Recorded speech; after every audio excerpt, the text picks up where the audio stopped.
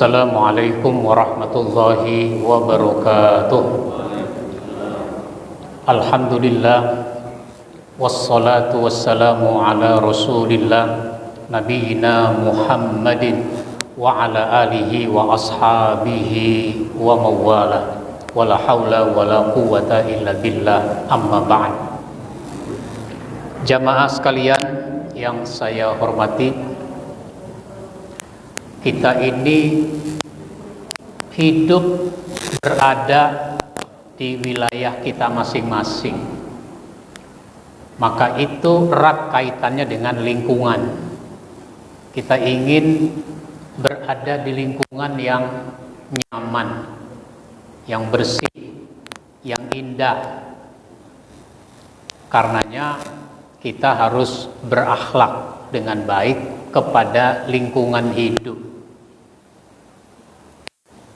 Kita merasakan sekarang ini lingkungan kita sudah begitu rusak, sehingga bukan cuma tidak nyaman, kurang nyaman, tapi juga berbahaya, membahayakan.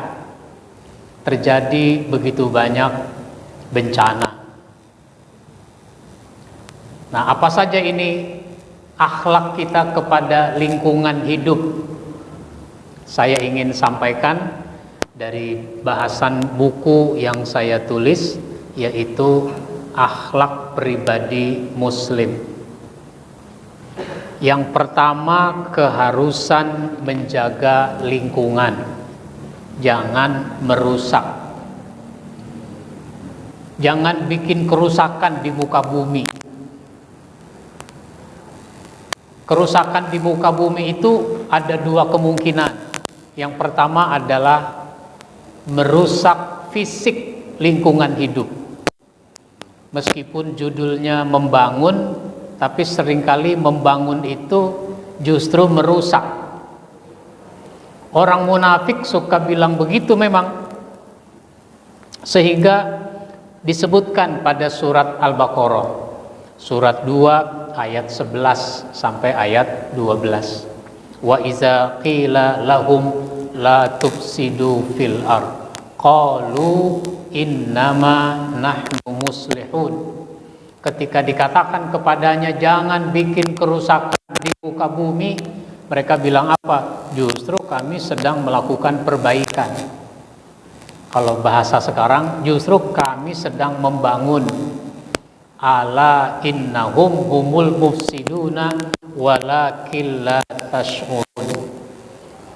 Padahal mereka yang sedang melakukan kerusakan itu, cuma enggak disadari. Ini satu. Kemungkinan kedua adalah merusak peradaban. Nah, merusak peradaban. Sehingga peradaban manusia menjadi rusak. Tercabut rasa malu pada hati manusia, sehingga manusia menunjukkan akhlak yang jelek, peradabannya jelek. Kalau dulu kan orang punya rasa malu, sekarang rasa malu itu seperti tercabut. Misal dari sisi berpakaian, ada guru nggak tahu, nggak nyadar kalau bajunya udah robek di bagian ketiak. Lalu ada muridnya yang ngasih tahu, ngomong bisik-bisik, Pak Guru mohon maaf, mungkin Pak Guru nggak tahu baju Pak Guru udah robek di bagian ketiak. Pak Guru itu kemudian meraba-raba, iya ini robek. Sehingga waktu dia ngajar, dia nggak berani tuh angkat-angkat tangan. Kenapa? Malu kalau ini udah robek. Padahal ini ketiak bukan aurat, nggak apa-apa, nggak apa-apa kelihatan juga, karena bukan aurat. Sekarang orang celananya robek di bagian paha, di bagian dengkul. Malu nggak tuh dia? Saya nggak tahu tuh dia perasaannya seperti apa gitu. Nggak ada rasa malunya. Nah itu begitu. Rusak peradaban. Siapa sih yang mula-mulain tuh pakai pakaian begitu? Kalau dulu orang malu, sekarang orang malah jadi model. Nggak ada rasa malunya. Yang kedua, anjuran menanam pohon. Akhlak pada lingkungan hidup, tanam pohon. Ada saat pohon harus ditebang, tapi nebangnya jangan bareng. Jangan semua pohon ditebang. Maka ada istilah tebang pilih. Gitu kan? Jadi kalau nebang dipilih-pilih, mana yang ditebang, mana yang gak ditebang. Sekarang dalam masalah hukum yang tebang pilih. Yang ini ditangkap, yang ini jangan, gitu. Yang ini jadi tersangka, yang ini disembunyikan. Harun Masiku kemana ya? Masih ingat sama Harun Masiku? Yang sudah jadi tersangka, udah divonis, dimaafkan. Dalam kasus Harun Masiku itu, siapa tuh yang dimaafkan? Hasto ya. Nah itu contohnya. Itu namanya tebang pilih. Dalam masalah hukum, mestinya tebang pilih dalam masalah menebang pohon. Kalau pohon ditebang semua, ya gundul.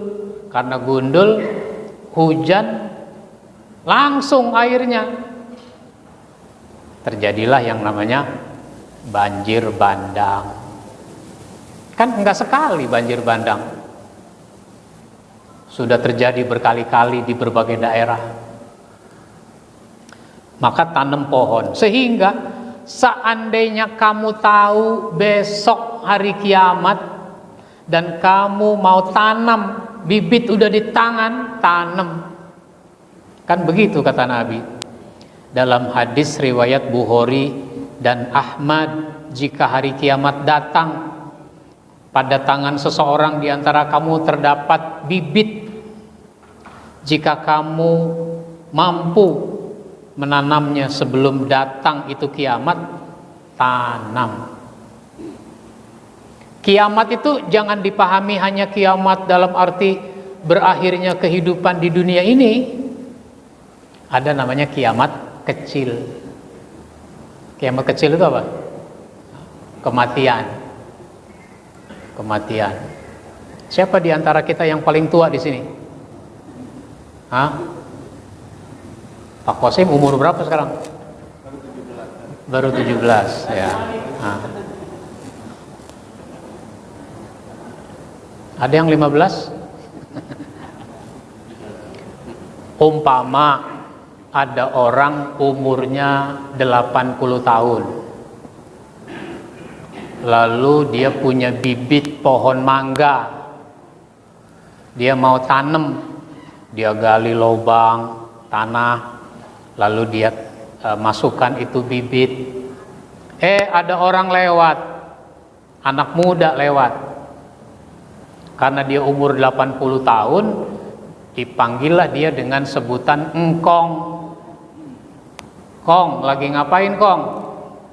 Lagi mau nanam bibit mangga ini. Nanam bibit mangga. Emang engkong umur udah berapa sekarang? 80. Ini bibit mangga kira-kira gede, berbuah, itu berapa tahun lagi? Paling cepat 5 tahun lagi misalnya. Kira-kira engkong 5 tahun lagi masih ada enggak? Ya nggak tahu, gue udah mati kali. Nah, gitu. Ya kalau engkong udah cepet mati, nanti buat apa nanam bibit mangga? Engkong nggak ngerasain hasilnya, nggak merasakan buahnya. Oh, saya mah nggak begitu, tanam aja. Nah, Begitu memang yang diajarkan, tanam aja. Seandainya setahun kemudian, 2 tahun kemudian si engkong itu meninggal, 5 tahun kemudian itu mangga baru berbuah, buahnya dimakan anak, dimakan cucu, itu namanya sedekah. Buahnya dimakan tetangga, itu namanya sedekah.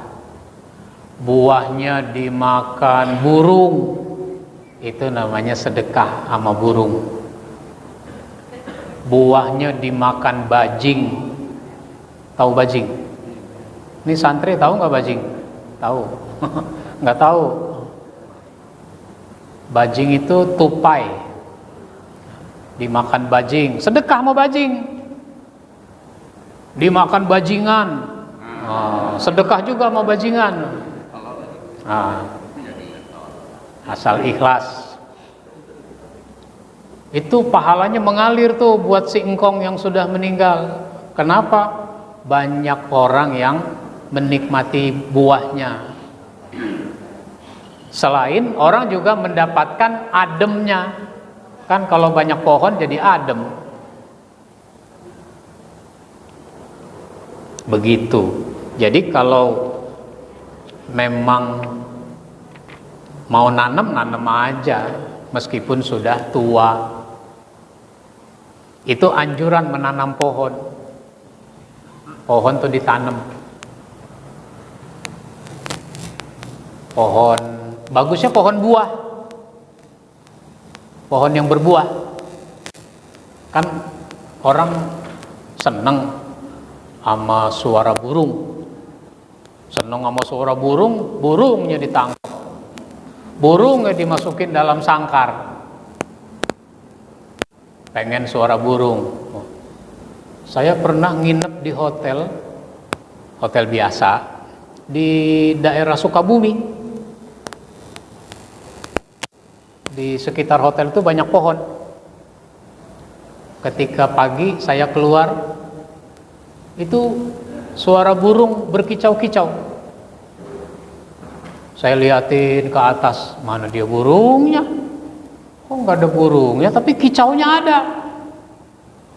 Saya deketin pohon, bunyi juga tuh suara burung. Gak taunya apa? Speaker. Speaker suara burung. Jadi kalau pengen suara burung, udah pakai speaker aja. Di YouTube ada kali tuh videonya, suara burung. Yang bagus pohon berbuah, tanam pohon jambu, tanam pohon pisang, tanam pohon mangga, nanti juga burung datang gitu.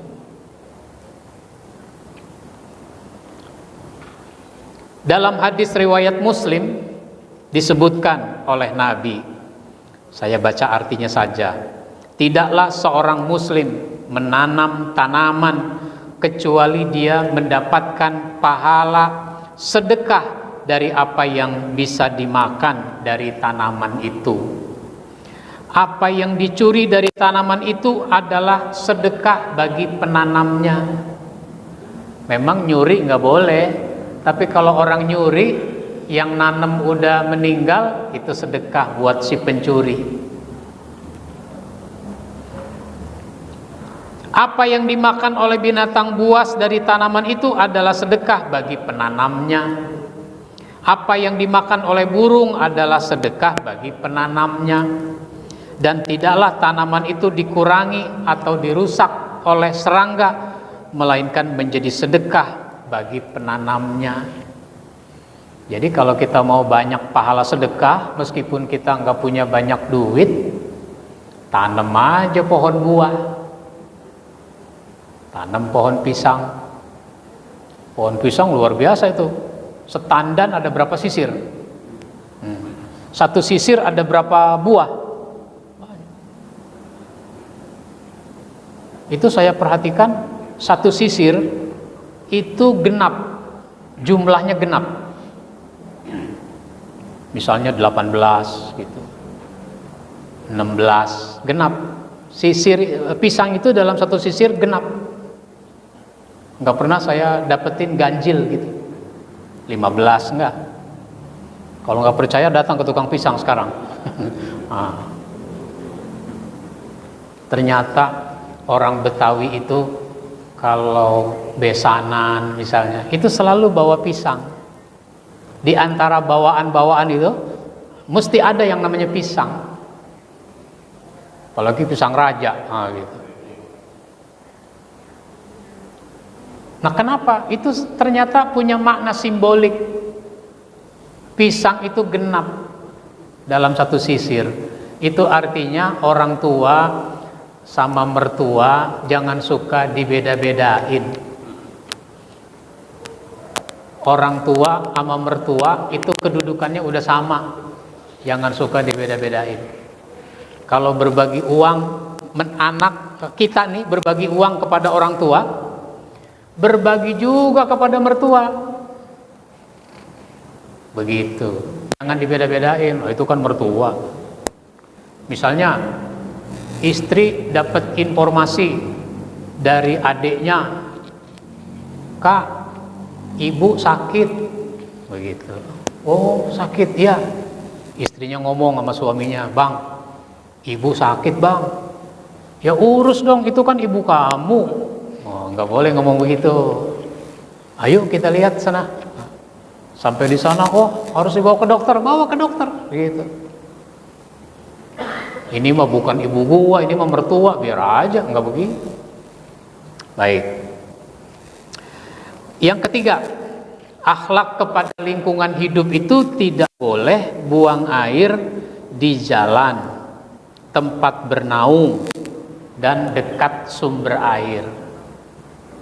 Jadi kalau kita mau buang hajat, apakah kencing, buang air besar, itu jangan di jalan. Orang lalu lalang di situ, dia kencing di situ. Atau tempat bernaung. Tempat bernaung, ini pohon besar. Orang suka duduk-duduk di bawah pohon itu. Dia kencing di bawah pohon itu. Jangan, apalagi di situ suka ada orang dagang, tukang bakso mangkal di situ, tukang somai mangkal di situ, bau pesing di situ. Nah, itu jangan. Apalagi dekat sumber air, dekat sumur. Cuma di Jakarta ini udah susah itu. Kenapa? Emang sepi tank di depan rumah. Speed tank dia di depan rumah. Nah, terus sumber airnya di belakang. Cuma tetangga belakang speed tanknya di belakang. Meskipun mesin airnya di depan. Akhirnya apa? Air kita udah nyampur sama dari speed tank itu.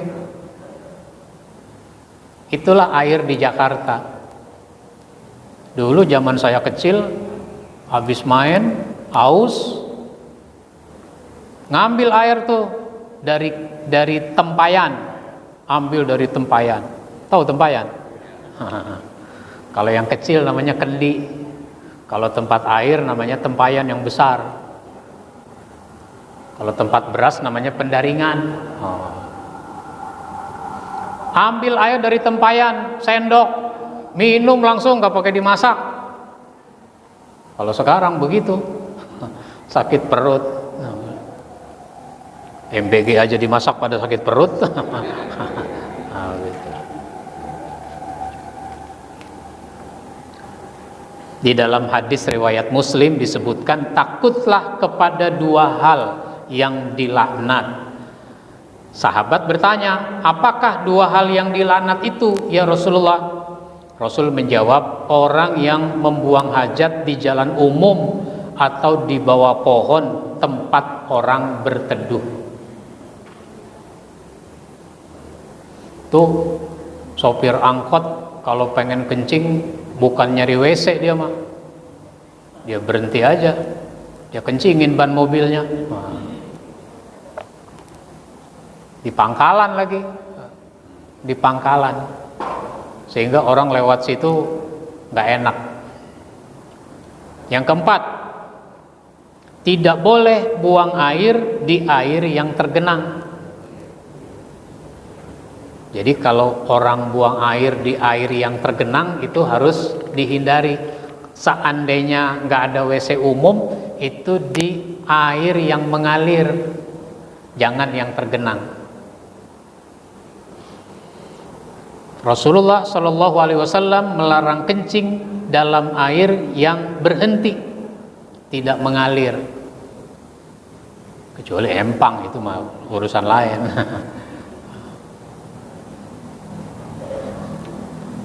Yang kelima, memelihara tanaman.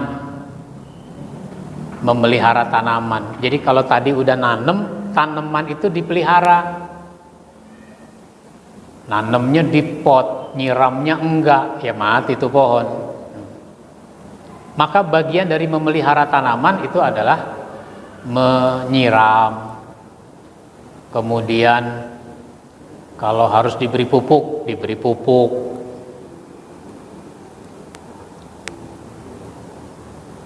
Atau kalau menebang itu juga jangan sembarangan menebang. Maka dalam surat Al-Hasyr ayat 5 itu disebutkan apa saja yang kamu tebang dari pohon kurma milik orang kafir atau yang kamu biarkan tumbuh berdiri di atas pokoknya, maka semua itu dengan izin Allah dan karena Dia hendak memberikan kehinaan kepada orang fasik. Jadi kalau perang, orang berperang perlu memotong pohon, menebang pohon, itu harus izin Allah, maksudnya jangan sembarangan menebang. Padahal itu perang. Kalau sekarang kan orang tidak peduli urusan itu. Yang keenam, boleh memakan buahnya. Jadi kalau pohon berbuah kemudian berbuah, maka kita boleh memakan buahnya.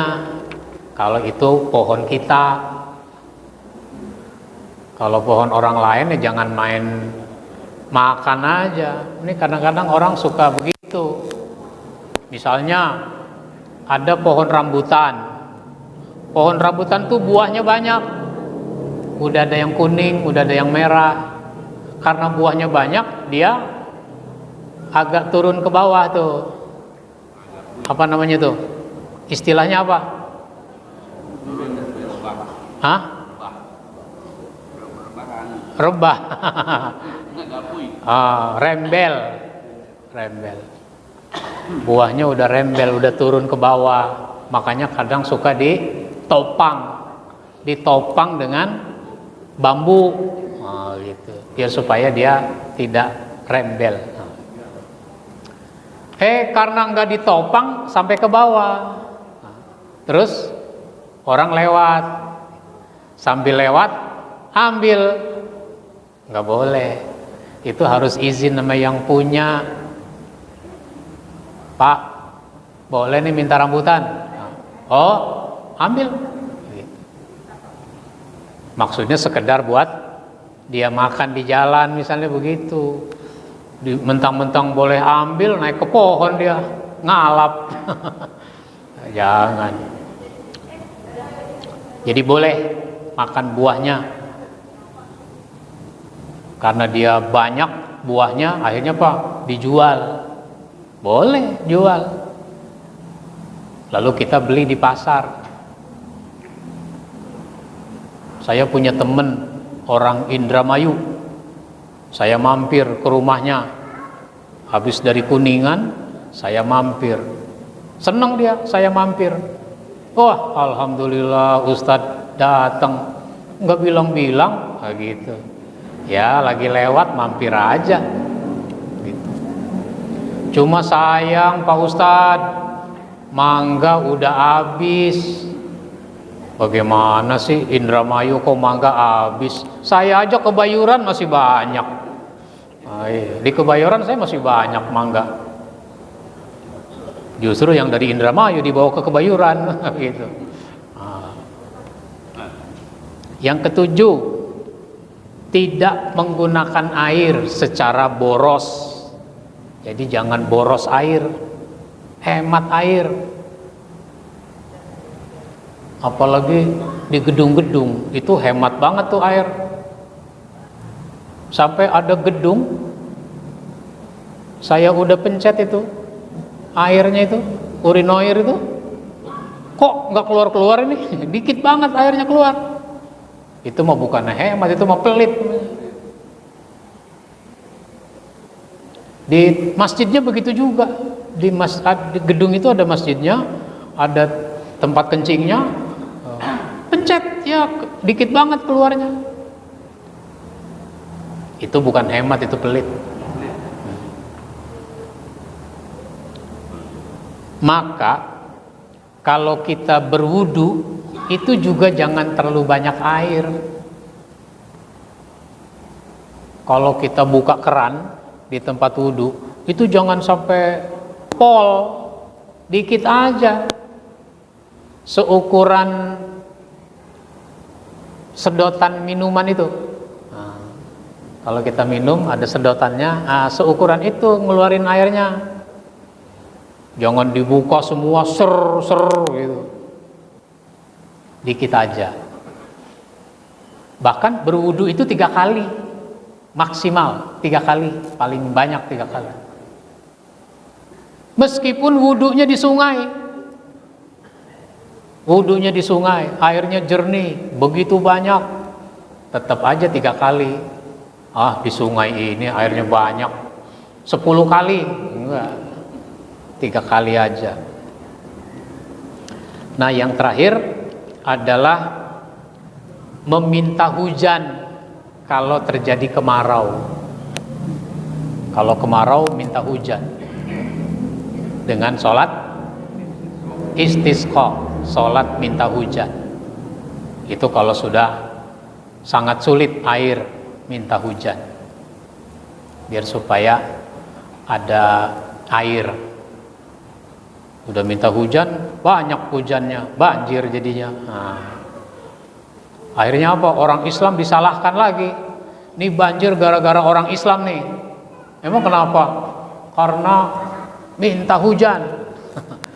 Padahal pada pengen hujan, giliran hujan banjir. Baik, ini yang kita bahas dengan waktu yang tersedia. Insya Allah nanti kita sambung lagi. Ada yang mau bertanya? Silakan.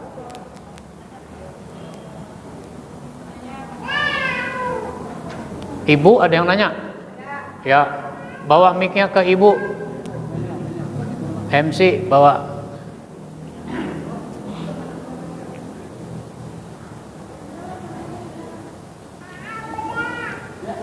Ya, ya di situ.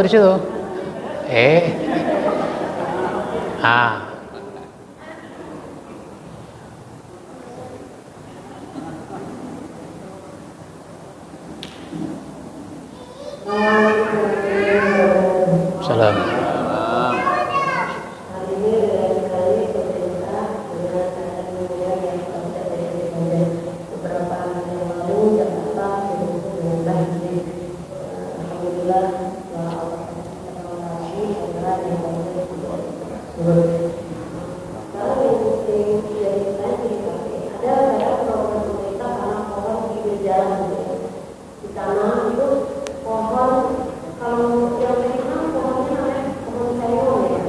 Sengon.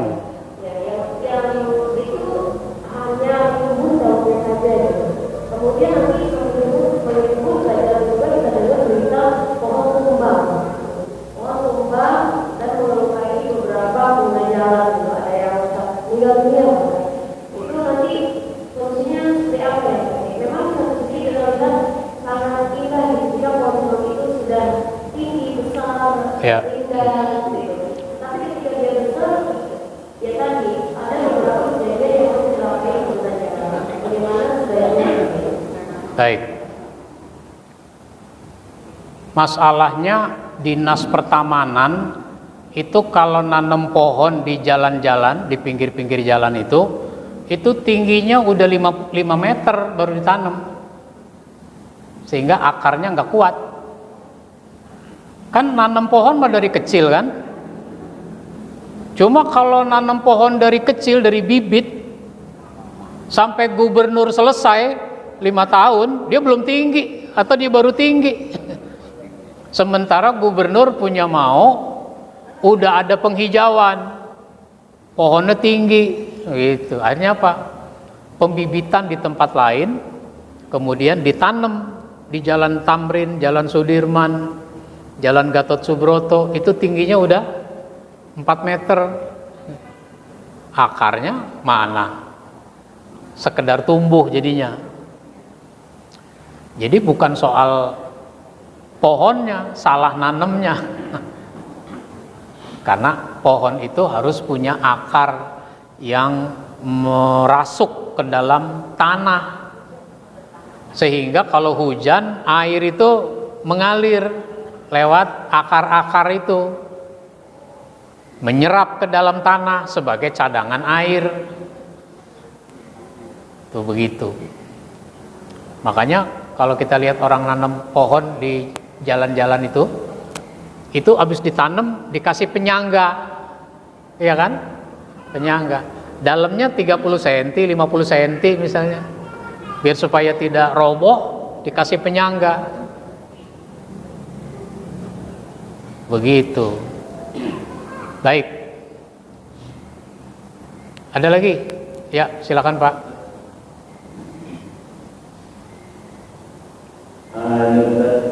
Mau kita gitu ya. Kalau sekarang kan kalau kita wudhu itu sudah banyak keluar kan gitu ya. Tapi kalau zaman dulu kan kita punya kolam gitu ya, atau apa gitu, tempat air gitu. Nah, yang mau nanya kan jika sekarang masih ada punya kolam itu ukuran air yang bisa buat wudhu itu berapa banyak atau ukurannya?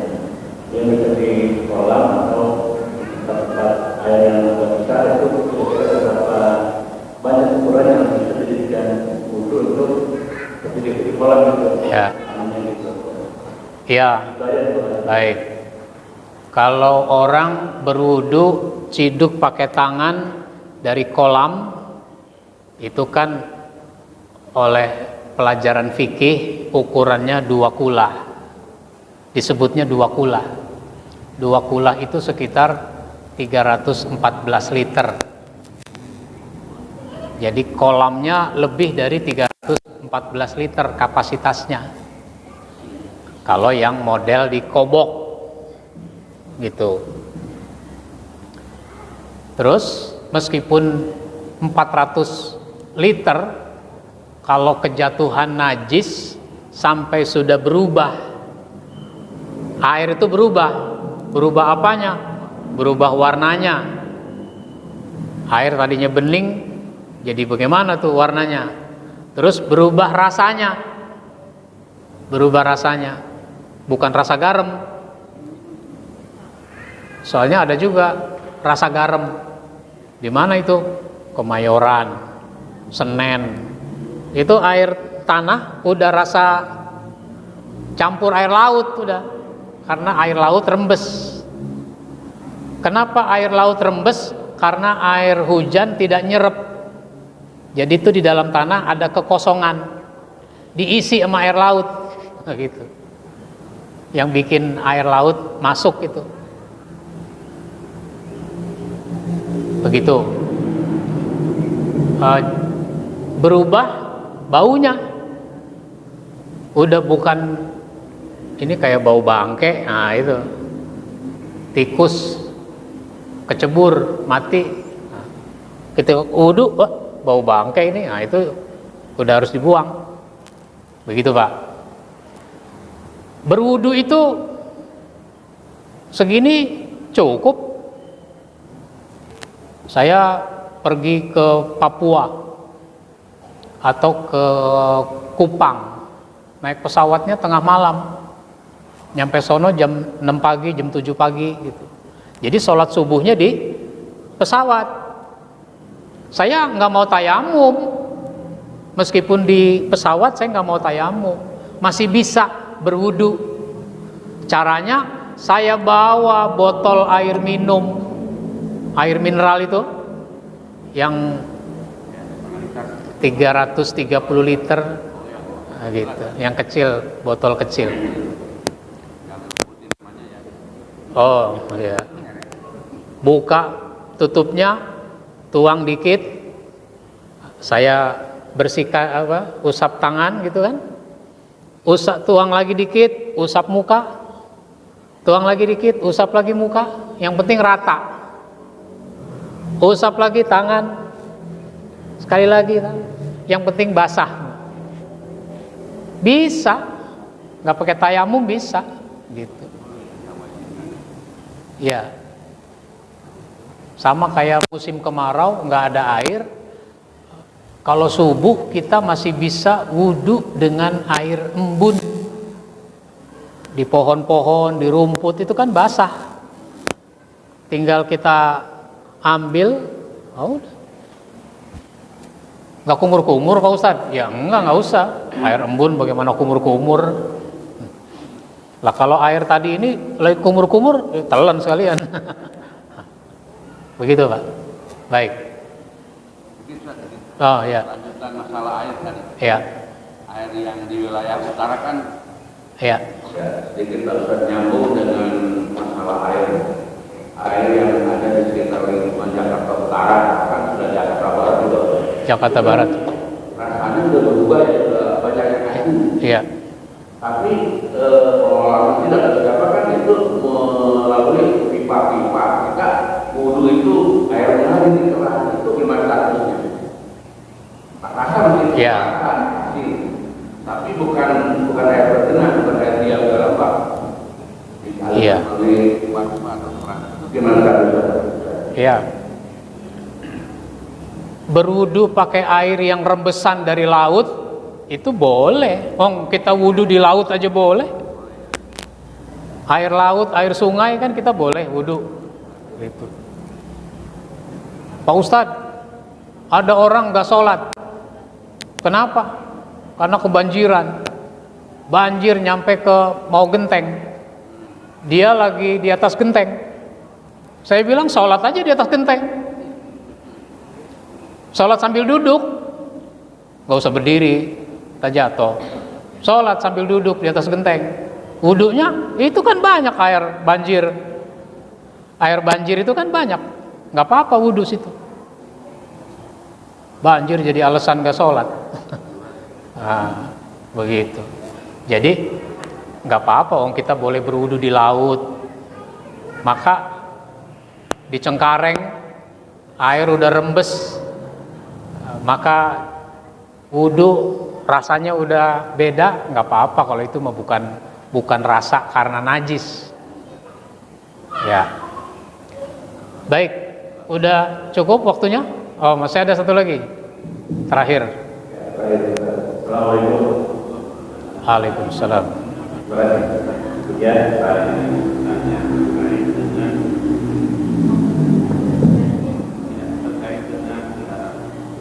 dengan global.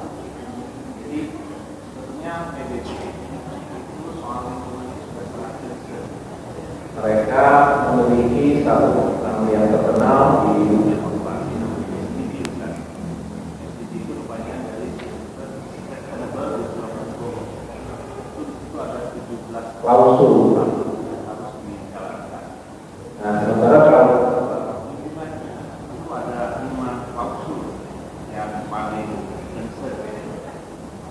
Ini yang pertama adalah soal air bersih. dan investasi seperti yang ada.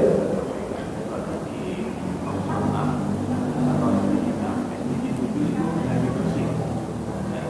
Kemudian SDG 11 itu kota dan kemungkinan yang berkelanjutan. Kemudian SDG 12 itu konsumsi produk bersih dan tanggung jawab. Dan SDG 13 penanganan rumah hidup dan seterusnya. Nah, kalau kita Kita mimpi apa yang kita lakukan sekarang, itu kita lihat di Jakarta ini, justru di dunia negara-negara Islam yang ketiga 17 SDG ya dari sana dan lain sebagainya. Ini adalah adalah tantangan utama apa Islam yang